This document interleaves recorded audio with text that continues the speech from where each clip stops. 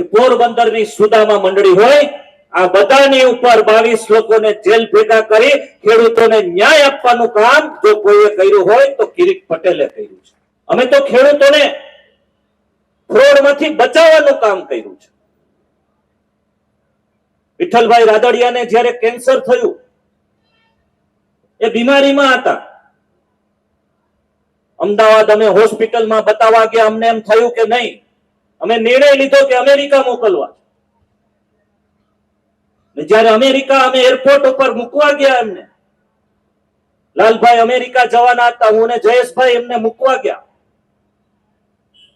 ત્યારે વિઠ્ઠલભાઈએ કીધું કે પાછો આવું કે ન આવું, આપણા વિસ્તારના ખેડૂતોનું ધ્યાન રાખજો.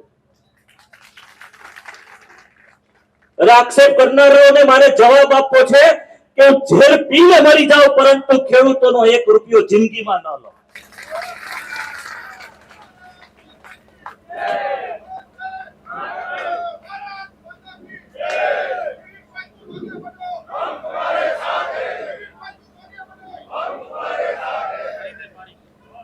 મિત્રો, આવા જ વિડીયો અને શોર્ટ્સ જોવા માટે આજે જ અમારી ન્યૂઝ રૂમ યુટ્યુબ ચેનલને સબસ્ક્રાઇબ કરો.